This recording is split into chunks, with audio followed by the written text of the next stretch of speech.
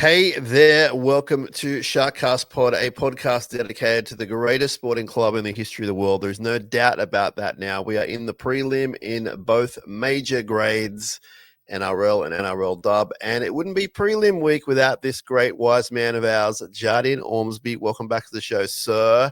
Now, is this giving you shades of 2016? What's this doing for you? You and I are talking about prelims. It's historical. It's a pretty exciting time. Like, I can't even get my head around the journey over the last few weeks that's led us to where we are. And I don't use these words very often when I come on this podcast, but I'm going to use this this word right now to describe the men's team. But this would be true for the men's and the women's team. They were awesome this weekend. And I'm sure we'll talk about it, but they were just so, the men in particular were so far above what I thought we were going to get. I hoped for a competitive game. I hoped for the result that we got. I did not see it breaking that way, and it was pleasantly surprising. Can I ask you why you didn't think it would be that way, given the last 2 months we've had? What made you think? Do you think we're just at the end of the road, or? There's a large part of it, Sam, that for me just felt like it was the Canberra of it all. It's a tough place to go to. It's a tough place to win. I know that when we do win down there in finals, good things tend to happen after that. But the last couple of times down there, it's been a little bit tricky. It's been a little demoralizing there, and there was a part of me that wondered how much of that might still have been in people's heads. I felt that mentally we were pretty locked in. And you got that feeling in the build up to it. It felt like the boys were a combination of both locked in but also loose, if that makes sense, in a weird kind of way. And once you get to that point of all the great teams tend to be at, where you can simultaneously be in the moment that you're in at that point in time, but fully aware of its historical significance and impact. If you can get to that place, which all the greats do, then something special is probably brewing. And it felt as though, without anyone saying it out loud, there was a very quiet confidence about the group going into that particular game. So I should have felt differently. Maybe there was a part of me that just didn't want to jinx it. And so I convinced myself, maybe this is where it goes. But I think deep down, those who had kind of seen the last month of football, for me, I was just thinking about this before we got on here. I remember I was in London a few weeks ago, and I was watching the Bulldogs game from London, which at the time was early in the morning over there. And that was the first time that I was I'd seen the team sheets. I'd seen who was playing. It looked like both teams were going for it. It didn't feel like anyone was really going to use it to rest players there. It felt like we were all both going for that game. And they showed me something that game where I was like, okay, this run feels a little bit different now. And it just goes to show again the importance of timing your run and how much more valuable that can sometimes be than any number of competition points that you may have in the bank there. I think the Panthers are another example of that right now. But I'm excited. I'm excited for where we are, and can't be any better place than where we are at this moment. Interesting you mentioned the Canterbury game, because a whole bunch of us, including myself, were going to rest the whole team. And the coach was like, no, we need this hit out. And then they played like it was a final, and they dominated. And from there, they had the Roosters and then the Raiders. So that was a great coaching move. Explain to me about, just backtrack a bit. You said in the moment and loose. What's the loose mean? Does that mean the kind of carefree, no one gives us a chance, I'm going to prove you wrong kind of thing? Or what does that mean? It's a little bit of that. It's a little bit of Nico's comments, like the siege mentality, as we would call it, inside the walls of Artarm, and the world is against us, no one believes in us, a type mentality, which I get it. If you're a player in that playing squad, I get how you would sometimes open up papers and look at the different things that people are saying, or listen to different podcasts or watch different shows on television, and get why people might not feel as respected as some of our opponents, sometimes have been described. But through the right lens and with the right mentality, that can be a way of taking the pressure off people. When you go into a game with a mindset of, what do we got to lose here? Like, very few are giving us this respect or chance anyways. I think in some ways, or at least for the great teams that I've seen, it provides, you know, a bit of freedom of expression to do things. Like, you're just not as tight. You're not so worried about what might happen negatively, because you've already mentally dealt with the fact that people have already made up their minds who you are anyways. So I think, like, going into that game without the baggage of being a top 4 team who has to win in order to avoid the mockery of being like a one and done type team there, it means something. And going in and playing 2 elimination games rather than like just your one real elimination game if you lose your first top 4 game, I think it just provided that little bit of freedom for the boys to kind of be a little bit more exploratory in the way that they played, which I thought they were pretty expansive. I thought Tricky's kicking game was incredible. But a part of that ability to kick the way that he did and to really just pepper that right wing, that right edge of the Raiders, comes from a place of, we're going for it. Who cares? If it works, it works. And if it doesn't, that's it. Yeah, and they've got to keep that attitude for the next 2 weeks, and that'll take them a long way.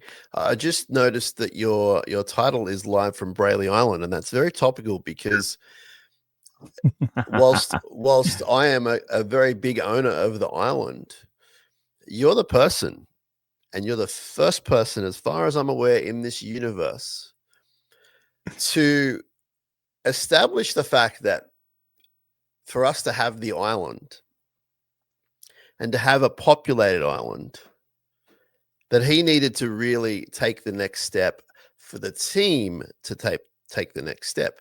And that sounds obvious now, but a year and a half, 2 years ago, you were the one calling out for it. And we all kind of went, that'd be lovely. But you were the one sort of demanding it. And now you have a very big piece of the real estate.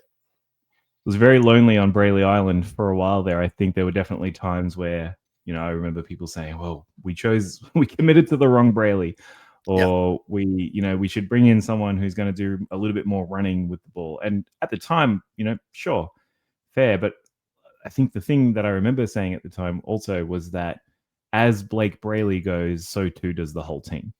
Yes. And that's never been more real and never been more a thing than it is right now. And you know, I couldn't have been happier for the way that he's taken another step. And to be fair to all of those who weren't on Brayley Island before, there were gaps. There were holes there that needed to be fixed there. The Blake Brayley that we're seeing playing right now is not the same Blake Brayley that was there before, but many of us knew that was there in him. And so us being able to see that right now has just been one of the absolute pleasures. And, you know, again, I was thinking about this just 20 minutes ago, even, Sam, where I thought about Blake as a leader and Blake as a captain of this team, sans, the Cam McInnes injury. And it reminded me a little bit of the handover from Gal to Wade, which was kind of this thing that had happened, over time. Like it was pretty clearly established even before Gal retired. Yeah. That Wade, I don't like the word grooming, but like in this context, it's perfectly appropriate. That Wade was being groomed to be that person, and that when it was time for Gal to run off into the sunset, that he would seamlessly step into that role. And in a sense, it feels like Blake has done that too, post the McInnes injury, and that I caught what Toby was saying on the, I think it was the Footy Show, where he spoke about the team chats and the speeches that Blake is putting out there to the team. And he, I think a big part of why it's working for the boys out there right now is that it feels like nobody in the team, nobody in the lineup embodies the spirit and the mentality and the poise of Fitzgibbon more than Blake does. Like, he has that temperament. He is a leader, but he's also a person who, doesn't have to be demonstrative in it with his hand gestures or with his body language or anything like that for a message to be received. And, it's very on brand for someone like Craig Fitzgibbon, who was also, that type of player there. He was very calm when there are pressure cooker moments. And I just think it's been such a help for the team. I miss Cam McInnes. Like it's definitely a shame that what happened to him. But the silver lining from that injury has been like Blake looks like he'll be the guy for the future now. He looks like he'll be that future captain whenever, it's time for that to kind of happen. And couldn't have done a better audition than the last few weeks. Yeah, I mean, we're not here to talk about next year, but I think if there was a call to be made, either he is the guy, or as you say, he's next in line, they're co-captains. There's something established where he maintains that leadership with Cam, should that be the case. But it's been faultless. It's been amazing. And there's a million reasons why I want to win the comp. And one of those reasons is for Blake Brayley and Cam McInnes. But to see Blake Brayley, local junior, maligned for years, hold up that trophy, that would be unbelievable. Like that would just be something that lives with us forever. You know what I mean? And we'll get his big mural next to ET and Gal, and it'll be me crying on his shoulder. We did it, but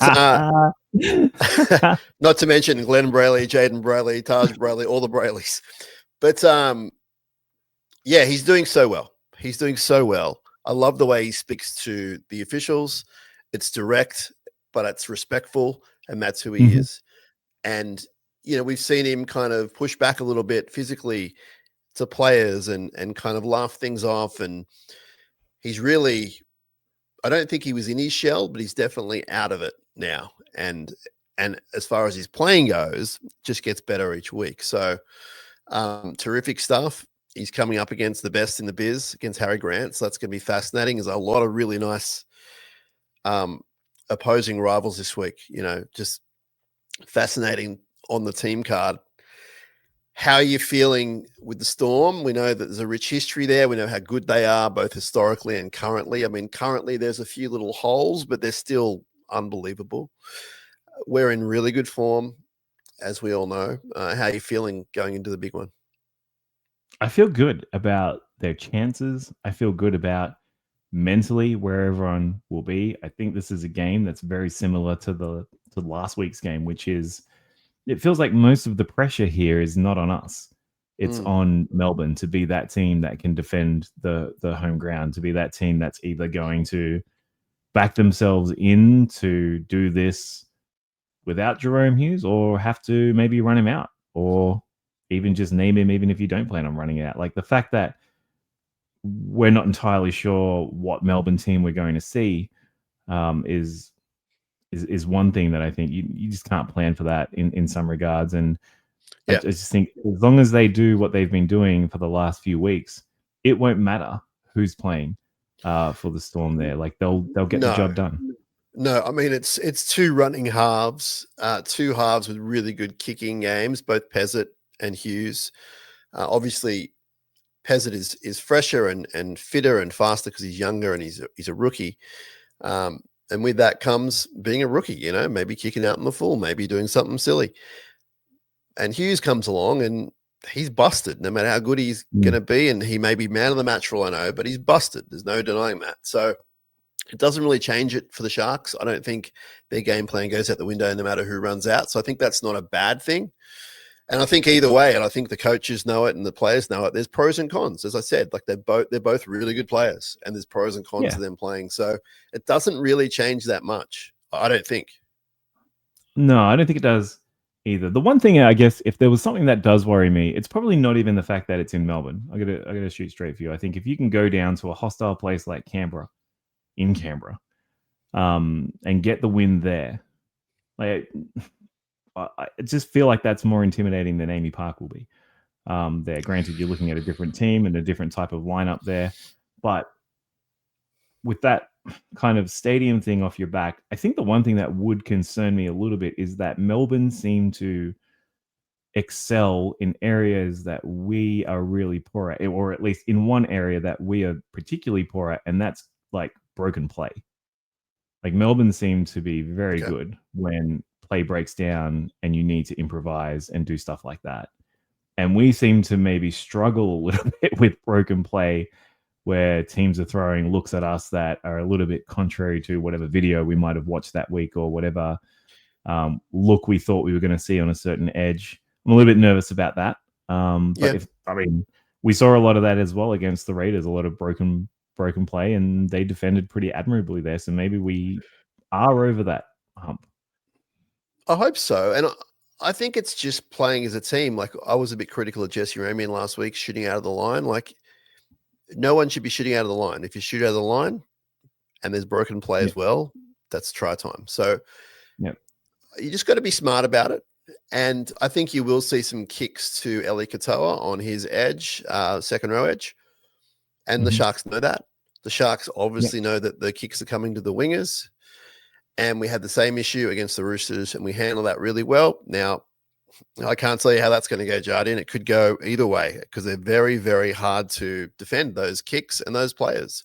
But so far, so good in the finals. So it's also about keeping them out of our yard, keeping them away far enough where our defense is good enough and they have to kick from a certain way. Obviously, they'll get some chances. And that's the other thing. You just got to make the most of your chances. And I really need the handling to be a lot better this week, Jardian. Last week, I was watching the game and I was going grayer by the second in that first half with the handling. It was pretty it made me pretty nervous, even as like we defended unbelievably, but we got to hold that ball. Like at one point it was 59%. It was like, that's not, again, even against the worst teams, you're probably not going to win those games. And they did. They got it back to 75%. Awesome.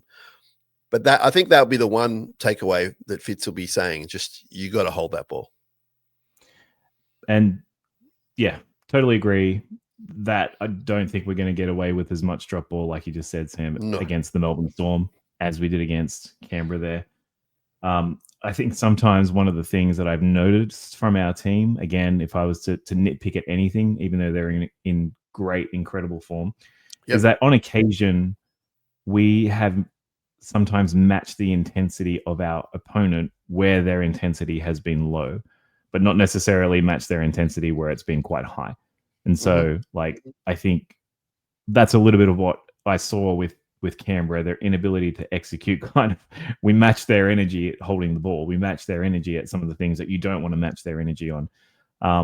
We're going to need to probably tidy that up in order to make sure that, you know, we're not conceding points that we shouldn't. I think Fitz is going to have to really harp on that and drill that into the boys. You have to get through your sets. Must get through your sets. You do not have to score on every single set, but you have to get through them. And I think Fitz, you know, just because we're talking about Fitz, I think one of the things that really impressed me about this Canberra game, I know I messaged it to the boys as soon as the game finished, was that someone's going to have to correct me if I'm wrong here, but I was pretty certain, according to the eye test at least, that there was a period there where we had Nikora, Burns, Colquhoun out there, Teague was out there. I don't know that lineup would have been seen on the field together as a combination once all year until that particular moment. I wouldn't have thought so, no. No, like someone can hold me, like, keep me honest about that if that's not the case. But the takeaway from me there was that Fitz showed the Canberra Raiders something on that night at that critical point in the second half that they had never even seen before, that they couldn't have planned for. Like, that combination of forwards was the basketball equivalent of a small ball lineup going on to the beat. That was the NFL equivalent of, we're going 4 wide receivers, no running back, and we're just calling an audible on every play. We're going fast and furious with this whole thing. And I think if Fitz can kind of mix it, like, I thought it was one of the greatest coaching performances that we've seen at the club for a very long time. And I think I also mentioned that it reminded me of 2016 when, you know, Flano just made the call to hook Chad in that game, where, like, this is not working. We're going to make this big call.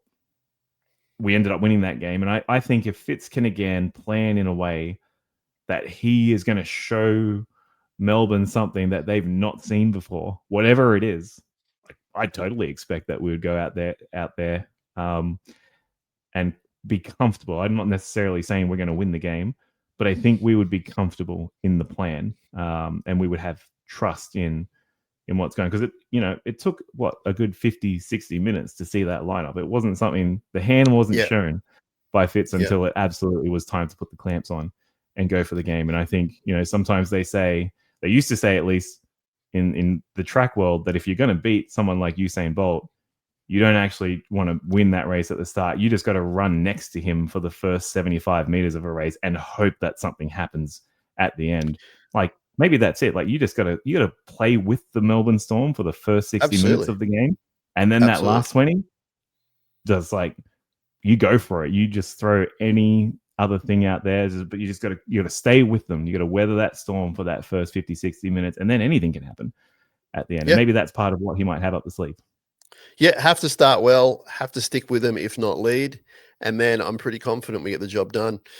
It's a huge week in Shark Nation. Jardian, we haven't got much more time, but it was super important to get you on in prelim week, so we appreciate your time. You're a busy dude at KAYO, and all of our listeners and viewers can watch the game on KAYO, of course. And that's about all we got with Jardian. We'll speak to him as soon as we can, though, that's for sure. Who knows? When we hit grand final week, I'm sure he can find us some time. Grand final week. I can't wait. All right there. We will talk to everyone real soon. Stay tuned for more eps before you know it. SharkCast Pod. Until then, up Cronulla. Let's go.